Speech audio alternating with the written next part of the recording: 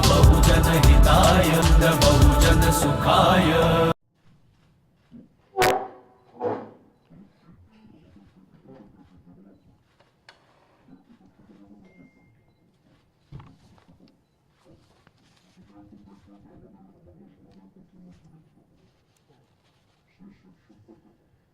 Media बंधुओं, वैसे आप लोगों को ये विदित है कि कल भारतीय संविधान के मूल निर्माता एवं दलितों व अन्य उपेक्षित वर्गों के मसीहा परम पूज्य बाबा साहब डॉक्टर भीमराव अंबेडकर की जयंती थी, जिसे पूरे देश में बीएसपी के लोगों ने अपने परिवार सहित बड़े धूमधाम से मनाया है। खासकर यूपी की राजधानी लखनऊ में तो कल इनकी जयंती पर पूर्व की तरह ही इस बार भी इनके लाखों लाखों अपार अनुयायियों ने यहाँ लखनऊ में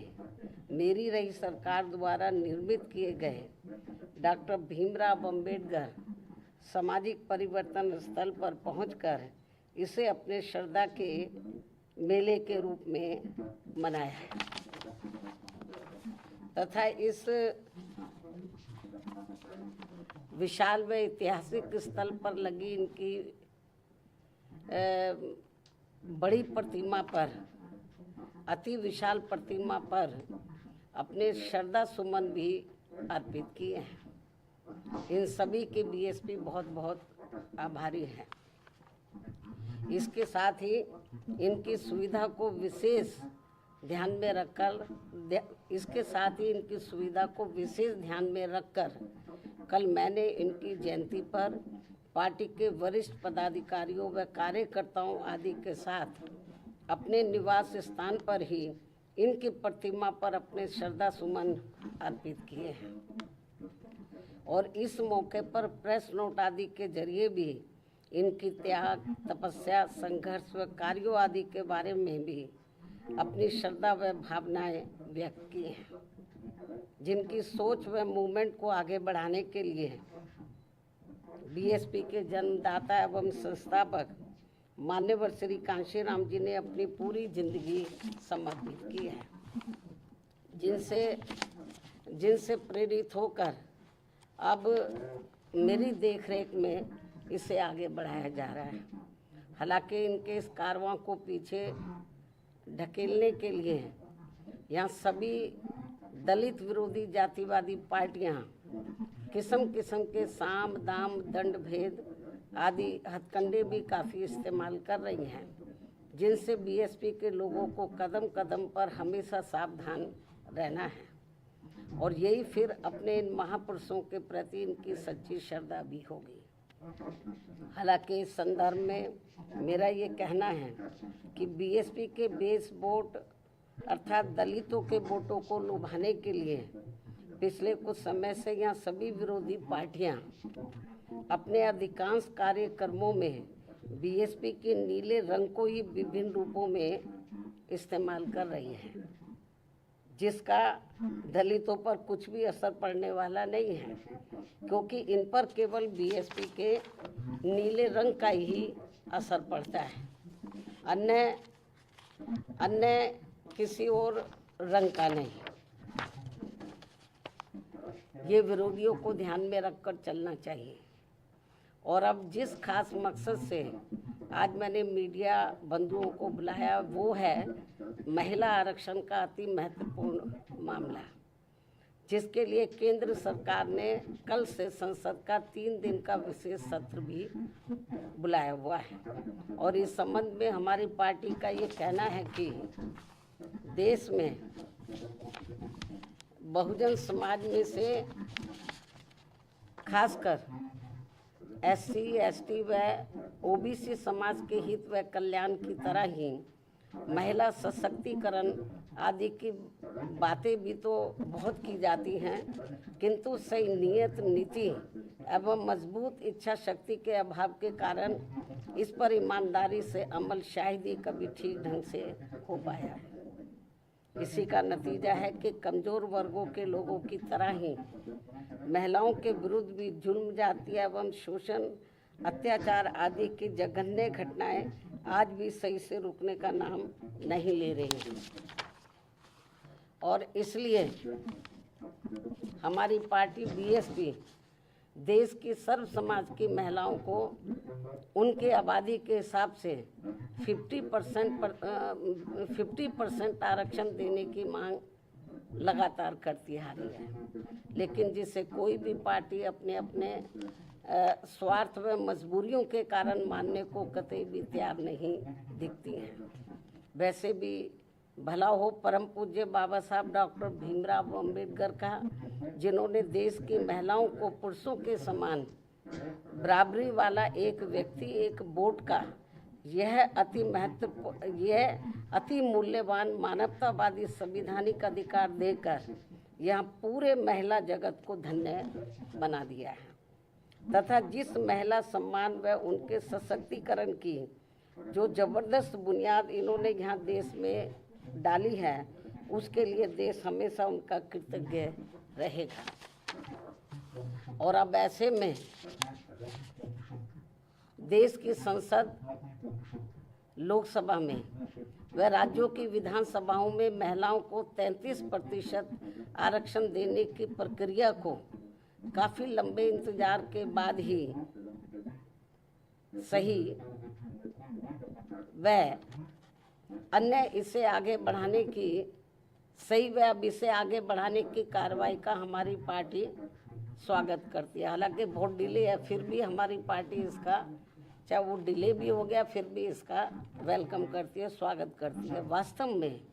महिला आरक्षण की असली हकदार शोषित व उपेक्षित वर्गों में भी खासकर सामाजिक, राजनीतिक एवं आर्थिक रूप से लगातार पछाड़े जा रहे SC, ST व OBC समाज की महिलाओं को यदि इसमें अलग से आरक्षण की व्यवस्था की जाती है तो ये उचित होने के साथ साथ, जो नहीं की गई है तो ये उचित होने के साथ साथ बीएसपी के अनवरत संघर्षों के बाद OBC समाज को मंडल आयोग की सिफारिशों के अनुसार 27% आरक्षण के लागू होने की तरह ऐतिहासिक भी जरूर होता, लेकिन ऐसा नहीं होने से इन वर्गों की महिलाओं को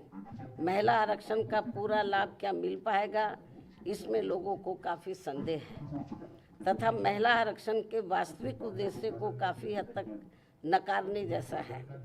वैसे भी महिला आरक्षण को राजनीतिक स्वार्थ की बजाय महिला सुरक्षा, सम्मान व उत्थान आदि से जोड़कर देखा जाना चाहिए, तभी इसका सही लाभ इनको मिल पाएगा। अन्यथा यहाँ ज़्यादातर मामलों में सामंती व जातिवादी तत्वों के हावी होने के कारण देश की महिलाओं को जो उनका उचित लाभ अब तक नहीं मिल पाया है, वैसे ही आगे भी पूरे तौर पर नहीं मिल पाएगा। जबकि परम पूज्य बाबा साहब डॉक्टर भीमराव अम्बेडकर ने संविधान में महिलाओं को जिंदगी के हर पहलू में बराबरी व आत्मसम्मान का हक देने के साथ साथ हिंदू कोड बिल लाकर भी इन्हें जबरदस्त कानूनी अधिकार भी देना चाहा था, जिसे तब केंद्र की रही कांग्रेसी सरकार ने अपने संकीर्ण जातिवाद के प्रभाव में आकर वादा खिलाफी करते हुए नहीं माना और बाद में इसको आत्मा विहीन करके इसे टुकड़ों टुकड़ों में पास किया गया। इस प्रकार OBC समाज को आरक्षण देने के साथ साथ महिलाओं की सुरक्षा, सम्मान व उत्थान सुनिश्चित करने के मामले में ठोस कदम नहीं उठाने आदि के विरोध में बाबा साहब डॉक्टर भीमराव अम्बेडकर को देश के प्रथम कानून मंत्री पद से इस्तीफा भी देना पड़ा था। इतना ही नहीं बल्कि इससे पूर्व घोर उपेक्षा की शिकार भारतीय महिलाओं में शिक्षा की अमर ज्योति की अलख जगाने के मामले में महात्मा ज्योतिबा फूले व उनकी पत्नी सावित्रीबाई फूले के ऐतिहासिक योगदान व जबरदस्त कुर्बानियों को भला कौन भुला सकता है। उन्होंने अनेकों प्रकार की जातिवादी उत्पीड़न एवं प्रताड़ना झेलते हुए अपनी पत्नी व आसपास की महिलाओं को शिक्षा के अलंकार से सम्मानित व नारी शक्ति को प्रोत्साहित किया, बल्कि हर दुख और अपमान झेलकर भी स्कूल स्थापित करके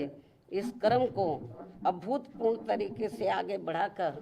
हमेशा हमेशा के लिए सामाजिक परिवर्तन के पिता में बनकर अमर हूँ। इसके साथ ही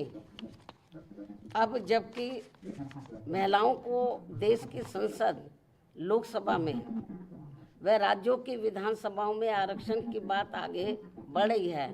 तो इसमें किसी भी प्रकार की अड़चन पैदा करना उचित नहीं होगा। इस मामले में खासकर कांग्रेस पार्टी को महिला आरक्षण में SC, ST व OBC महिलाओं को अलग से आरक्षण देने की बात इन्हें अब क्यों याद आ रही है, जबकि इन्होंने इससे पहले अपनी सरकार में इस विशेष मुद्दे की घोर अनदेखी की थी और BSP की इस मांग को भी अन्य और मामलों की तरह जातिवादी द्वेष आदि के कारण अनसुना कर दिया था। ऐसे में कुल मिलाकर BSP का संक्षेप में यही कहना है कि देश में महिलाओं की लगातार हो रही दयनीय स्थिति को देखते हुए बेहतर यही है कि महिला आरक्षण को संकीर्ण दलगत राजनीति से दूर रखते हुए इसको जल्द से जल्द लागू किया जाए, ताकि कुछ ना सही ये थोड़ा ही बेहतर होगा, थोड़ा कुछ तो मिले इनको। साथ ही महिलाओं की सुरक्षा, सम्मान व उत्थान आदि के मामले में सभी लोग अपना मन भी जरूर चंगा करें, ताकि देश को कटौती में गंगा मिल सके। इन्हीं जरूरी बातों व सुझावों के साथ ही हमारी पार्टी वर्तमान केंद्र की सरकार द्वारा संसद में, लोकसभा व राज्यों की विधानसभाओं में 33% दिए जाने वाले आरक्षण के फैसले का स्वागत करती है। हालांकि हमारी पार्टी तो शुरू से इसकी पक्षधर थी